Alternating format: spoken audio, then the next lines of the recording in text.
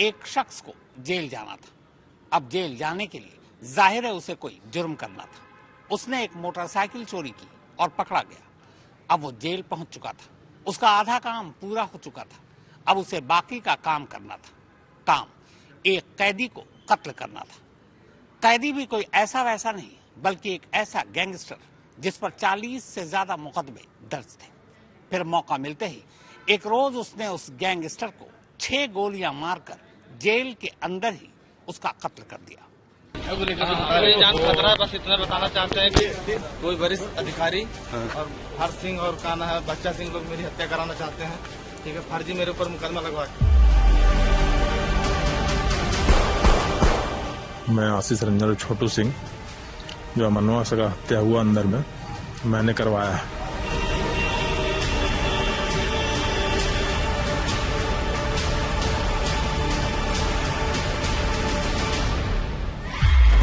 कोयला नगरी के नाम से पूरे भारत में मशहूर धनबाद, और ये है धनबाद का मंडल कारा यानी धनबाद जेल।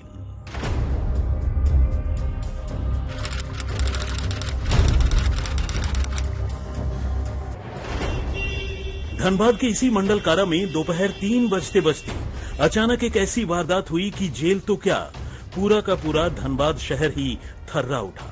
दरअसल जेल में बंद कुख्यात शूटर, कोयले के नाजायज कारोबारी और धनबाद शहर के पूर्व डिप्टी मेयर नीरज सिंह के कत्ल के आरोपी अमन सिंह को किसी ने जेल के अंदर ही गोलियों से छलनी कर दिया।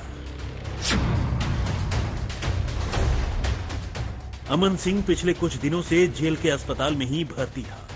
उसे दिमागी परेशानी की शिकायत थी और एक रोज बाद यानी सोमवार को ही उसे जेल के अस्पताल से बाहर धनबाद के SNMMCH में CT स्कैन के लिए ले जाने की तैयारी थी। लेकिन इससे पहले कि उसे बेहतर इलाज के लिए बाहर ले जाया जाता, जेल के अस्पताल में धावा बोलकर एक अकेले कैदी ने उसे इतनी गोलियां मारी कि अमन सिंह की अस्पताल के बिस्तर पर ही मौत हो गई। अमन सिंह पर हमलावर ने एक देसी पिस्टल से एक के बाद एक कुल 7 गोलियां चलाई, जिनमें से 6 गोलियां बिल्कुल करीब से अमन सिंह को लगी। इनमें 6 गोलियों में 4 पेट में, जबकि 2 गोलियां सिर में लगी। जेल में हुई इस ताबड़तोड़ फायरिंग और फायरिंग में धनबाद के एक बदनाम गैंगस्टर के कत्ल की इस वारदात ने सिर्फ जेल ही नहीं बल्कि जिला प्रशासन के भी हाथ पांव फुला दिए। आनन फानन में लोकल थाने की पुलिस के साथ साथ जिले के तमाम आला अधिकारी मौके पर पहुंचे और मामले की जांच शुरू कर दी गई। खास बात यह रही कि दिन दहाड़े अस्पताल में घुसकर एक कैदी ने दूसरे कैदी की हत्या कर दी और किसी ने उसे रोकने टोकने की हिम्मत तक नहीं जुटाई। वो भी तब जब अमन सिंह पिछले कई महीनों से धनबाद के ही एक बेहद प्रभावशाली परिवार पर अपनी हत्या की साजिश रचने का इल्जाम लगा रहा था, अपनी जान को खतरा बता रहा था। जान खतरा है, बस इतना बताना चाहते हैं कि कोई वरिष्ठ अधिकारी और हर्ष सिंह और काना है बच्चा सिंह लोग मेरी हत्या कराना चाहते हैं। ठीक है, फर्जी मेरे ऊपर मुकदमा लगवा के। अब सवाल यह है कि आखिर ऐसा कैसे हुआ? एक कैदी इतनी आसानी से अपने वार्ड से निकलकर जेल के अस्पताल में कैसे पहुंच गया? उसके पास हथियार और गोलियां कहां से आई? क्या उसकी अमन सिंह से कोई निजी दुश्मनी थी या फिर ये कत्ल उसने किसी के इशारे पर किया? अमन सिंह जिनसे अपनी जान को खतरा बता रहा था, वो कौन है और उनसे अमन सिंह की क्या दुश्मनी थी? अमन सिंह की हत्या के बाद से ही ये सारे सवाल हर किसी की जुबान पर थे। हद तो ये रही कि शुरू में हमलावर कैदी अमन सिंह की जान लेकर फरार हो चुका था और उसकी पहचान करने और उसे पकड़ने में ही पुलिस और जेल प्रशासन को करीब 1.5 घंटे से ज्यादा लग गए। दरअसल अस्पताल के ही एक सफाई कर्मी ने चश्मदीद के तौर पर सुंदर महतो नाम के एक कैदी की पहचान की और तब जाकर उसे गिरफ्तार किया गया। वही सुंदर महतो जिसे 25 नवंबर को धनबाद की ही मुनीडीह पुलिस ने बाइक चोरी के एक मामूली अपराध के सिलसिले में गिरफ्तार किया था। लेकिन हैरानी की बात यह रही कि 24 घंटे से ज्यादा का वक्त गुजर जाने के बावजूद पुलिस न तो सुंदर महतो से कत्ल में इस्तेमाल किया गया हथियार बरामद कर पाई और न ही इस साजिश के राज ही उगलवा सकी। जेल के अंदर झारखंड में पहली बार किसी की हत्या हुई है। जेल को सुरक्षित माना जाता है हर मायने में। लेकिन वहां कॉन्ट्रैक्ट किलर जो नीरज सिंह पूर्व डिप्टी मेयर के हत्या के आरोप में बंद था, अमन सिंह, उसको गोलियों से भून डाला जाता है। कई गोलियां जो है उसके शरीर में उतार दी जाती है और उसकी हत्या हो जाती है। बड़ी बात यह है कि आखिर जेल के अंदर हथियार पहुंचा कैसे? ये एक ऐसा सवाल है जो कहीं ना कहीं प्रशासनिक चूक की तरफ इशारा करता है और प्रशासन के लिए सिरदर्द बन सकता है। डीसी, एसएसपी, तमाम लोग वहां पहुंचते हैं, लेकिन किसी को इल्म नहीं होता है। टोटल जो है इंटेलिजेंस का फेलियर माना जा रहा है। लेकिन सवाल अभी भी यही है कि आखिर जेल के अंदर हथियार पहुंचा कैसे और वहां पे इतने बड़े वारदात को कैसे अंजाम दिया गया, कैसे जो है ये इनपुट्स प्रशासन के पास नहीं था। वैसे पुलिस चाहे कत्ल के इल्जाम में गिरफ्तार कैदी से कोई राज उगलवा सके या न उगलवा सके, वारदात के चंद घंटे बाद यानी रविवार की रात होते होते एक ऑडियो क्लिप धनबाद में हर किसी के मोबाइल फोन पर वायरल होने लगा। और ये ऑडियो क्लिप था आशीष सिंह उर्फ छोटू का। वही छोटू सिंह जिसने कभी अमन सिंह के साथ मिलकर कोयले के काले कारोबार में अपने हाथ काले किए थे और जिस पर अमन के साथ मिलकर शहर के पूर्व डिप्टी मेयर नीरज सिंह के कत्ल का इल्जाम भी है। वैसे गैंगस्टर अमन सिंह के कत्ल को लेकर छोटू सिंह की ओर से ऑडियो क्लिप के जरिए किए जा रहे दावे में कितनी सच्चाई है, इसका पता तो जांच के बाद ही चलेगा।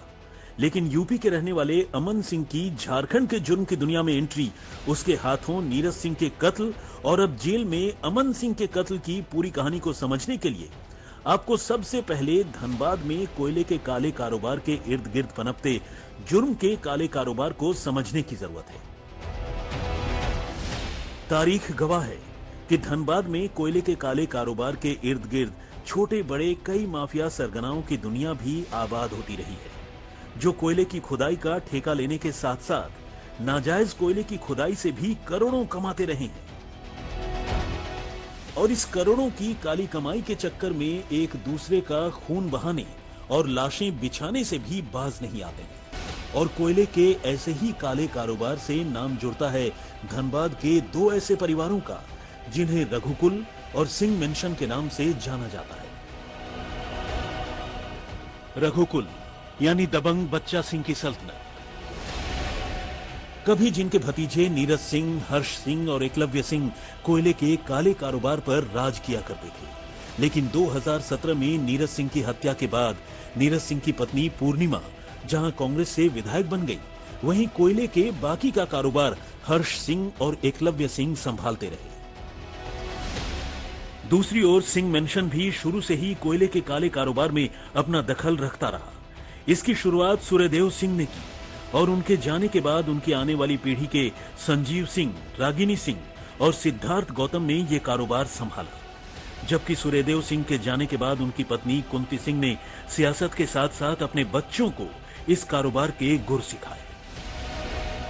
वैसे तो रघुकुल और सिंह मेंशन भी कभी एक ही परिवार हुआ करता था, जिसके मुखिया सूर्यदेव सिंह थे। लेकिन सूर्यदेव सिंह के जाने के बाद परिवार टूट गया और फिर दोनों एक दूसरे के आमने सामने आ गए। तब से लेकर अब तक यानी पिछले करीब 1.5 दशकों में इन दोनों परिवारों की जंग में करीब 8 हत्याएं हो चुकी हैं और इनमें रघुकुल के बच्चा सिंह के अपने भतीजे नीरज सिंह का नाम भी शामिल है।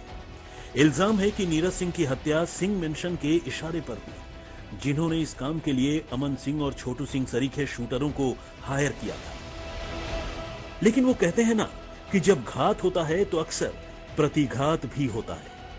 यही वजह है कि नीरज सिंह की जान लेने के आरोपी अमन सिंह पर भी मौत का खतरा मंडरा रहा था और अमन सिंह ने खुद पर मंडराते इस खतरे के तौर पर कभी खुलकर नीरज सिंह के भाई हर्ष सिंह और एकलव्य सिंह यानी रघुकुल का नाम लिया था।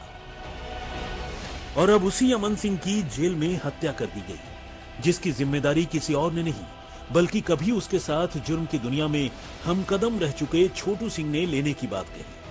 और इस दावे के मुताबिक छोटू सिंह ने अमन सिंह पर उसे धोखा देने और उसकी जान लेने की साजिश रचने का इल्जाम लगाया। लेकिन क्या साजिश इतनी भर ही है या फिर इसके पीछे वाकई उन लोगों का हाथ है जिनके नाम अमन सिंह अपने जीते जी ले चुका है। यही असली जानने वाली बात है। धनबाद से सिथुन मोदक के साथ सत्यजीत कुमार, रांची, आज तक। वासेपुर धनबाद के ही एक मोहल्ले का नाम है जिस पर गैंग्स ऑफ वासेपुर नाम की फिल्म बनी थी। ये फिल्म धनबाद के दो बाहुबली घरानों और वहां के गुंडा राज को बेहद करीब से दिखाती है।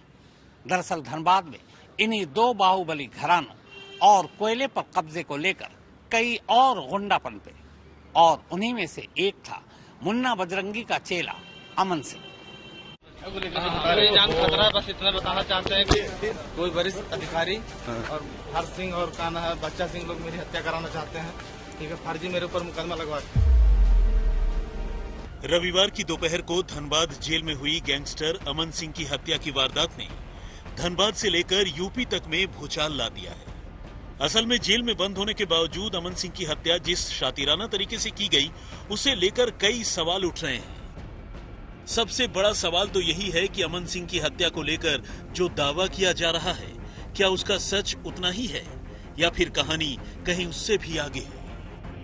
झारखंड के जुर्म की दुनिया में अमन सिंह की एंट्री साल 2017 में एक शूटर के तौर पर हुई, जब उसका नाम धनबाद के पूर्व डिप्टी मेयर नीरज सिंह के कत्ल के मामले में सामने आया। इस मामले में सिंह मेंशन के संजीव सिंह का नाम साजिशकर्ता के तौर पर आया था, जबकि इस मामले में बाकी जिन 5 शूटरों को नामजद किया गया था, उनमें अमन सिंह और उसके कत्ल का दावा करने वाले छोटू सिंह का नाम भी शामिल है। लेकिन अब इस कत्ल के बाद जिस तरह से छोटू सिंह ने अपना ऑडियो क्लिप जारी कर अमन सिंह की हत्या करने का दावा किया है, उसने मामले को नया मोड़ दे दिया है। सूत्रों की माने तो कभी नीरज सिंह के कत्ल के मामले में जेल जा चुका छोटू सिंह जमानत मिलने के बाद फरार हो गया और उसने अमन के कत्ल की यह साजिश अपने कुछ साथियों के साथ मिलकर प्रयागराज में रची और इसी साजिश के तहत पहले जेल में ही बंद एक कैदी तक असलहा पहुंचाया गया और फिर उसी असलहे से कैदी ने अमन सिंह को गोली मार दी। लेकिन अब सवाल यह भी है कि क्या कैदी को सिर्फ इस कत्ल को अंजाम दिलाने के इरादे से नवंबर के महीने में जेल भिजवाया गया, क्योंकि जिस तरह से 25 नवंबर को सुंदर महतो नाम के कैदी को बाइक चोरी के मामले में गिरफ्तार कर जेल भेजा गया और जिस तरह से सुंदर महतो ने जेल में अमन सिंह को निशाना बना डाला, उससे तो कुछ यही लगता है।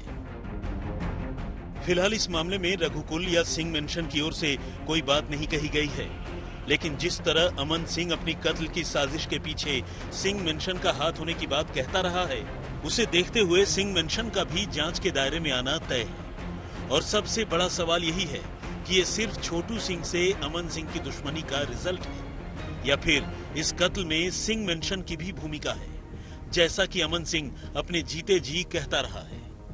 वैसे फिलहाल झारखंड हाईकोर्ट ने जेल में हुए इस शूटआउट पर खुद से संज्ञान लेकर झारखंड सरकार से रिपोर्ट मांगी है। आईजी जेल को पेश होने को कहा है और इस मामले में 5 दिसंबर को सुनवाई करने की बात कही है। धनबाद जेल में बंद शूटर अमन सिंह की जेल के भीतर हत्या को माननीय झारखंड उच्च न्यायालय ने गंभीरता पूर्वक लिया है और स्वतः संज्ञान लेते हुए राज्य सरकार से यह जानना चाहा कि जेल की चुस्त दुरुस्त व्यवस्था के बावजूद इस प्रकार के फायर आर्म्स जेल के भीतर कैसे पहुंचे और इस घटना को अंजाम दिया गया। इस पर राज्य सरकार से यह जानना चाहा कि प्रशासन से कहां चूक हुई और जेल आईजी को कल वर्चुअल रूप से उपस्थित होने का निर्देश दिया है। धनबाद से सिथुन मोदक के साथ सत्यजीत कुमार, रांची, आज तक।